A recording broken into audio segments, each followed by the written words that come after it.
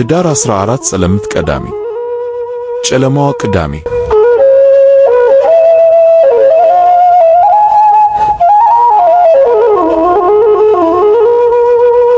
ለኢትዮጵያ ፖለቲካዊ አለመግባባቶች መግደል መፍትሄ እንደሆነ ሰይጣናዊ ምክር የተቀበልንበት ለሀገር ለወገን ያገለገልከው ግልጋሎት በግል ፖለቲከኞች ዘንድ ሚዛን እንደማይደፋ የተረጋገጠበት በጥቂቶች እጅ በትረ ስልጣን ከወደቀ ሀገርን ሊያጠፉ እንደሚችሉ ያሳዩበት 60 ሰዎችን በአንድ ሰው ፊርማ መግደል እንደሚቻል ያየንበት በአንዳንድ ጸሐፍት ዘንድ ጸለምት ቀዳሚት ወይም ጨለማዋ ቅዳሜ የምትጠራዋ ህዳር 14 1967 በኢትዮጵያ ፖለቲካ ውስጥ ጥቁር ነጥብ አኑራ አንርሳሽ ቢሏት የማትረሳ የጥፋቶች ሁላ መነሻ ሆና ተመዝግባለች። ህዳር 14 ቀን 1967 ዓመተ ምህረት ምሽት ላይ ከሰዓታት በፊት በመኖሪያ ቤታቸው በተኩስ ልውውጥ የተገደሉትን ሌፍተናንት ጀነራል አማን አምዶምን ጨምሮ 60 የቀድሞ መንግስት ሹማምንት ተጨፈጨፉ። የብዙ ሺህ ዓመታት ዘውዳዊ መንግስትም ተገርሶ በወታደራዊ ጁንታ ተተካ። ከዚያ ወዲያማ ህዳር 14 ያስጀመረችው የክፋት ቡራኬ ለ17 ተጋግሞና ግድያን የፖለቲካ ልዩነት ማሸነፊያ አድርጎ ከረመ። ሀገራችንን ለብዙ የፖለቲካና የማህበራዊ ምስቅልቅል የዳረገች ይህች ክፉ ቀን ቀደም ብላ የታሰበባትና የተጠናች ውሳኔ ነች ወይስ በሂደት በደርጉ አባላትና መሪዎቹ በስሜታዊነት ድንገት የተፈጸመች? እርግጥ ይህ ጉዳይ ዛሬም ቢሆን አወዛጋቢነቱ ያበቃለት አጀንዳ አልሆነም። በሕይወት የተረፉም ይሁኑ አንዳንድ የታሪክ ምሁራን በአንድ አይነት ሐሳብ ለመስማማት አልተቻላቸውም። አንዳንዶች በተለይ የወቅቱ ምክትል ሊቀመንበር ሻለቃ መንግስቱ ኃይለማርያምን ለግድያው ዋና ተጠያቂ በማድረግ ከመነሻው ጀምሮ ሲያውጠነጥኑት የነበረ ሴራ ውጤት ነው ሲሉ፣ ሌሎች ደግሞ እጅ በማውጣት የግድያውን ውሳኔ ሲያጸድቁ የነበሩ የደርጉ አባላት ስሜታዊ ውሳኔ ነው ይላሉ።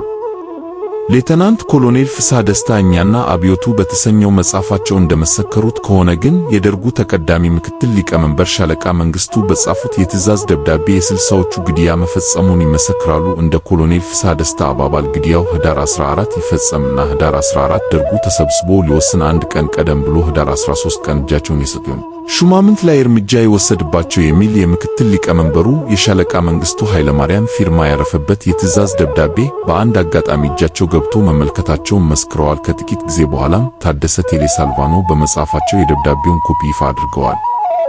ሻለቃ የኋላው ፕሬዝዳንት መንግስቱ ኃይለማርያም በፊርማቸው አስደግፈው ለደርግ ጥበቃና ዘመቻ መምሪያ መኮንን ለያኔው ዋና የግድያ አስፈጻሚያቸው ለኮሎኔል ዳንኤል አስፋው የረሸኑ ደብዳቤ ቀደም ብለው ልከውለታል።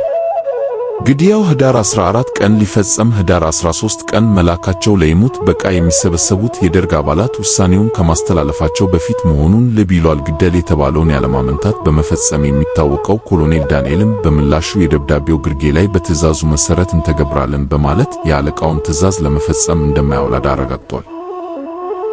ቀዳሚው ሰለባ ኮዳት ራሱ ደርጎች በህዝቡም በሰራዊቱም ዘንድ ዕውቅና እንደሌላቸው በሚገባ ስለተረዱ ነበር በቀዳማዊ ኃይለ ሥላሴ መንግስት ውስጥ ጉልህ ጀብድ በመፈጸም የሚታወቁትንና ኮዳት ራሱ በሚል ተቀጽላ የሚታወቁትን ሌፍተናንት ጀነራል አማን አምዶምን ሊቀመንበር እንዲሆናቸው የጠየቋቸው።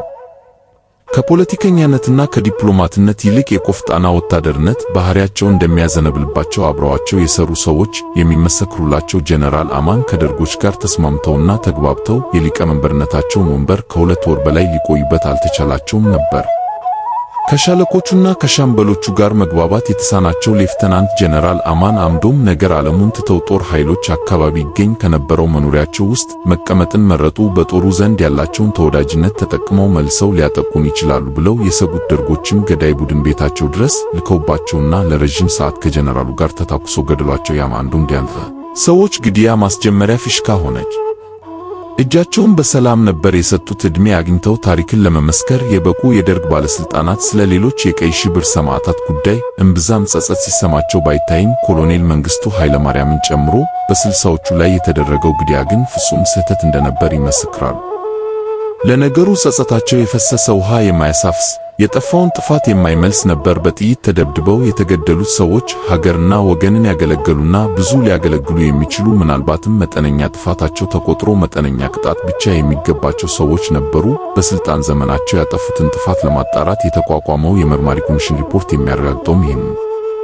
የመጋቢት 1966 ህዝባዊ አመፅን ተከትሎና ከሚያዝያ አጋማሽ ወር ጀምሮ በርካታ የቀዳማዊ ኃይለ ሥላሴ ሹማምንት ከያሉበት እየተያዙ እስር ቤት እየታጎሩ ነበር።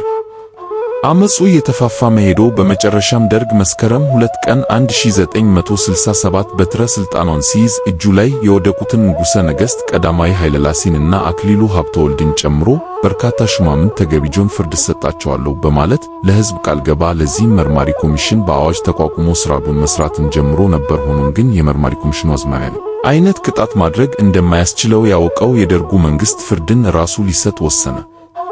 በመጀመሪያ እርምጃ እንዲወሰድባቸው ስማቸው የቀረበው 250 ሰዎች የነበሩ ሲሆን በመጨረሻ ቁጥራቸው ወደ 141 ዝቅ ብሎ ከመካከላቸው ለግድያ የተመረጡት ባለስልጣናት ስም ተራ በተራ እየተነበበ ድምፅ እንዲሰጥባቸው ተደረገ። በዚህም መሰረት 59 ሰዎች በጥይት ተደብድበው እንዲገደሉ በአብላጫ ድምፅ ተወሰነ። በዚያች ክፉ ቀን ብቻ ሁለቱ ጠቅላይ ሚኒስትሮች፣ አንዱ ልዑል አንዱ ሪር አድሚራል፣ 17ቱ ሚኒስትሮች፣ 11ዱ የጠቅላይ ግዛት እንደራሴዎችና የአውራጃ ገዢዎች፣ አንዱ ገበሬ፣ 9ኙ ሌፍተናንት ጀነራሎች፣ 3ቱ ሜጀር ጀነራሎች፣ 3ቱ ብርጋዴር ጀነራሎች፣ 3ቱ ኮሎኔሎች፣ 7ቱ መስመራዊ መኮንኖችና 2 የበታች ሹማምንት የመትረየስ ጥይት ዘንቦባቸው ተረሽነዋል። ከተረሸኑት 60 ባለስልጣናት መካከል 50ዎቹ ከኢጣሊያ ወረራ ጀምሮ ሀገራቸውን በተለያየ መልኩ ያገለገሉ እስከ 45 ዓመት የሚደርስ የአገልግሎት ዘመናቸው የሚቆጠርና ከእነዚህም ውስጥ 17 አርበኞች ይገኙበታል። የዕድሜያቸው ነገር ሲነሳ ደግሞ በ19 ዓመት የአፍላነት ዕድሜው ከተረሸነው አንስቶ እስከ 75 ዓመት የሚደርሱ አዛውንቶች የጥይት ራት ሆነዋል። 3 ወንድማማቾችና ሌሎች 2 ወንድማማቾች የወንድማቸው ሞት እያዩ እንዲገደሉ ተደርገዋል። የሚያሰቃያቸውን ደዌ እያስታመሙ ካሉበት የሆስፒታል አልጋ 2 በሽተኞች ግሉኮሳቸው ተነቅሎ ተወስዶ ተገለዋል። 60ዎቹ በህዳር 14 ቀን የተረሸኑት ባለስልጣናት የተለያየ የክስ ቻርጅ የቀረበባቸው ነበር። በዚህም መሰረት ኃይላቸውን ከሕግ አግባብ ውጭ ተጠቅመዋል በሚል ውንጀላ የተገደሉ ባለስልጣኖች በእንግሊዝኛ አጠራሩ ግሮስ አቢዩዝ ኦፍ ፓወር፣ አንደኛ ጸሐፌ ትእዛዝ ጠቅላይ ሚኒስትር አክሊሉ ሀብተወልድ፣ ሁለተኛ ልዑል አስራተ ካሳ፣ ሦስተኛ እንዳልካቸው መኮንን፣ አራተኛ ራስ መስፍን ስለሺ፣ አምስተኛ አቶ አበበ ረታ፣ ስድስተኛ ሌተናል ኮሎኔል ታምራት ይገዙ፣ ሰባተኛ አቶ አካለወርቅ ሀብተወልድ፣ ስምንተኛ ዶክተር ተስፋዬ ገብረግዚ፣ ዘጠኝ አቶ ሙላቱ ደበባ፣ 10ኛ ደጃዝማች ሰለሞን አብርሃ፣ 11ኛ ደጃዝማች ለገሰ በዙ፣ 12ኛ ደጃዝማች ሳህሉ ድፋዬ፣ 13ኛ ደጃዝማች ወርቅነህ ወልደ አማኑኤል፣ 14ኛ ደጃዝማች ክፍሌ እርገቱ፣ 15ኛ ደጃዝማች ወርቁ እንቁ ስላሴ፣ 16ኛ ደጃዝማች አእምሮ ስላሴ አበባ፣ 17ኛ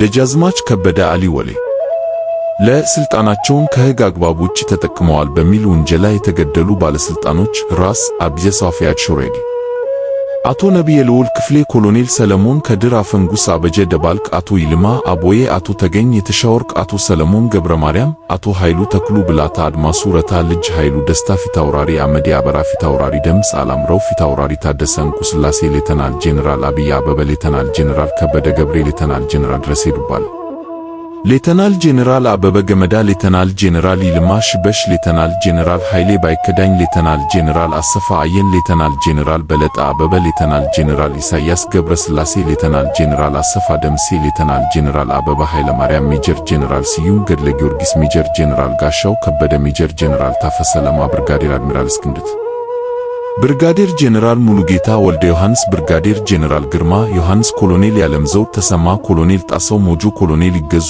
ይመኔ፣ ሻለቃ ብርሃኑ ሜጫ፣ ካፒቴን ሞላ ዋቅኬኔ የእርስ በርስ ጦርነት ለመቀስቀስ በተሸረበ ደባ እና ታላቁን የለውጥ እንቅስቃሴ ለመግታት በተደረገ አሻጥር በሚል ክስ ተወንጅለው የተገደሉ ካፒቴን ደምሴ ሽፈራው፣ ካፒቴን በላይ ጸጋዬ፣ ካፒቴን ወልደ ዮሐንስ ዘርጋው፣ ላንስ ኮርፖራል ተክሉ ኃይሉ፣ ወታደር በቀለ ወልደ ጊዮርጊስ ለመስሪያ ቤት የተገባን ቃል ኪዳን ባለመጠበቅ እና በጦር ኃይል ውስጥ ክፍል ለመፍጠር ሙከራ ማድረግ በሚል ክስ ተወንጅለው የተገደሉ ሌተናል ጄኔራል አማን ሚካኤል አንዶም፣ ሌተናል ጄኔራል ተስፋዬ ተክሌ፣ ጁኒየር ኤርክራፍትማን ዮሐንስ ፍታዊ። ገዳዮችስ በየትኛውም ስርዓት ወታደር የበላይ አለቃውን ትዕዛዝ የመቀበል ሙያዊ ግዴታ እንዳለበት የታወቀ ቢሆንም አንዳንድ ጊዜ ደግሞ ከሙያዊ ግዴታ ይበልጥ የህሊና ጥያቄን ማዳመጥ ተገቢ ሳይሆን አይቀርም። ሊገድል የመጣን መግደል አንድ ነገር ሆኖ ራሱን ለመከላከል ዕድሜ ጤናና ሁኔታው ያልፈቀደለትን የፊጥኝ በካቴና ታስሮ ለነብሱ የሚማጽን ሰው በመግደል ውስጥ ግን ያለውን የህሊና እረፍት ማጣት ራሳቸው ገዳዮቹ ዕድሜ ሰጥቷቸው የመሰከሩትን የህሊና ስብራት በብዛት አድምጠናል። በዛች ቅዳሜ ምሽት የመንግስቱ ኃይለማርያም የግድያ አስፈጻሚ በሆነው በኮሎኔል ዳንኤል አስፋው ትዕዛዝ ተቀባይነትና በሻለቃ ጌታቸው ሺበሺ የቡድን መሪነት 59 ሰዎች የመትረየስ ጥይት ተርከፍክፎባቸው ቅሪተ አካላቸው እንዳይገኝ በመቃብራቸው ላይ ኖራ ተነስንሶበታል። የግድያውን ሁኔታ ያጠናው ልዩ አቃቤ ሕግ እንደመሰከረው ከሆነ በዕለቱ በጠቅላላው 393 ጥይቶች መተኮሳቸው ተረጋግጧል። በአማካይ ለአንድ ሟች 7 ጥይት እንደማለት ነው። ይህ ቁጥር በደርግ አባላቱ ብቻ የተተኮሰውን የሚያካትት እንጂ በሌሎች ወታደሮች የተተኮሰውን አይጨምርም። ለደርጉ ኃላፊዎች አዲስ አበባ ወህኒ ቤት ግቢ በተለምዶዊ አጠራሩ ከርቸሌ በሚባለውና በአሁን ጊዜ የአፍሪካ ህብረት ዋና ጽሕፈት ቤት በተገነባበት ግቢ ውስጥ በአካል ተገኝተው የአፄ ኃይለ ሥላሴን ጄኔራሎችና ሚኒስትሮች ተኩሰው የገደሉ የደርግ አባላት ስም ዝርዝርና የተኮሱት ጥይት መጠን በሻለቃ ጌታቸው ሺበሺ ሪፖርት በተደረገው መሠረት ሻለቃ ጌታቸው ሺበሺ 43 ጥይት፣ ሻምበል ተፈራ 32 ጥይት፣ ሻምበል ኃይሌ መለስ 25 ጥይት፣ ባሻ ተፈራ ጅፋር 60 ጥይት፣ 50 አለቃ በቀለ ደጉ 32 ጥይት፣ ፒቲ ኦፊሰር ሚካኤል 25 ጥይት፣ 50 አለቃ ዳምጤ 16 ጥይት፣ ወታደር ደጀኔ አዲስ ያገኘው 40 ጥይት፣ ወታደር ገብረ ጊዮርጊስ ብርሃኑ 50 ጥይት፣ ሻለቃ ባሻ ለማኩም አለቃ ግርማ አየለ 3 ጥይት ተኩሰው እርሸናውን በትዕዛዙ መሠረት መፈጸማቸውን ሪፖርቱ ያሳያል። ለግድያው የተሰጠው ደረሰኝ የግድያውን አፈጻጸም አስገራሚ ከሚያደርጉ ነገሮች አንዱ ለግድያው የተሰጠው ደረሰኝ ነው። በዛች ዕለት በትዕዛዙ መሠረት ሰዎቹ ተገደሉ። የወህኒ ቤቱ አባል ሻምበል ነጋሽ ማሞ የ60 ሰዎችን አስክሬን ተረክቦ ደረሰኝ ሰጠ። 60ኛው በዛው ዕለት ከደርጉ ጋር ተዋግተው ራሳቸውን የገደሉት የጊዜያዊ ወታደራዊ አስተዳደር ደርግ የመጀመሪያው ሊቀመንበር የነበሩት የሌተናንት ጄኔራል አማን ሚካኤል አንዶም አስክሬን ነበር። ይህ ከሆነ እነሆ ዛሬ 51 ዓመት አስቆጥሯል። ህዳር 14 ቀን 1967 ዓመተ ምህረት ጸለምት ቀዳሚት ጨለማዋ ቅዳሜ። አዲስ ትውልድ፣ አዲስ አስተሳሰብ፣ አዲስ ተስፋ። ክፋት ለማንም በጎነት ለሁሉም አበቃን።